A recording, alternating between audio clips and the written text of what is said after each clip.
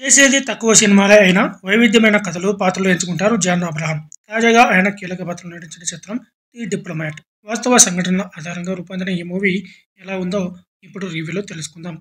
JP Singh Pakistan ఇస్లామాబాద్లో భారత deputy హైకమిషనర్గా బాధ్యతలు నిర్వర్తిస్తూ ఉంటాడు. ఒకరోజు ఉస్మా అహ్మద్ తన భర్త తాహిర్, కుటుంబ స్నేహితుడు బషీర్తో కలిసి హైకమిషన్ కార్యాలయానికి వస్తుంది.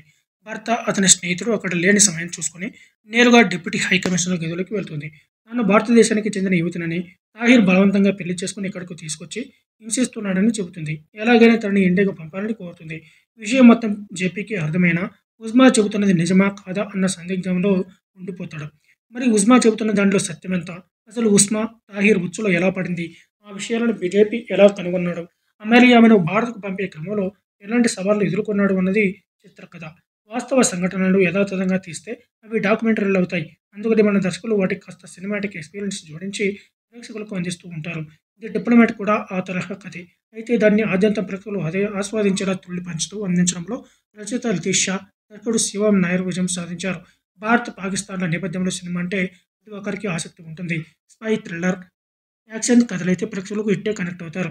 డ్రామా ప్రధానంగా సాగే ది డిప్లొమాట్ లాంటి కథలను తెరకెక్కించడం కత్తి మీద సామే. దౌత్యపరంగా ఇరు దేశాల మధ్య ఉన్న సంక్లిష్ట పరిస్థితులు అందరికీ తెలిసేవే. వాటిని సగటు ప్రేక్షకుడు అర్థమయ్యేలా తీర్చిదిద్దారు.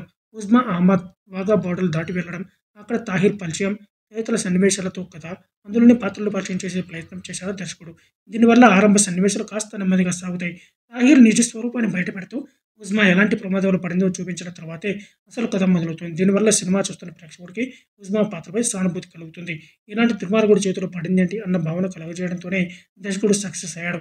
సరిగ్గా ఆ సమయంలోనే ఉస్మా వెళ్లి జేపీని కలవడం, అక్కడి నుంచి సాగే ఇరు దేశాల దౌత్యవేత్తల మధ్య సాగే సన్నివేశాలు, కోర్టులో సాగే లీగల్ డ్రామా ఆద్యంతం ఆసక్తికరంగా ఉంటుంది.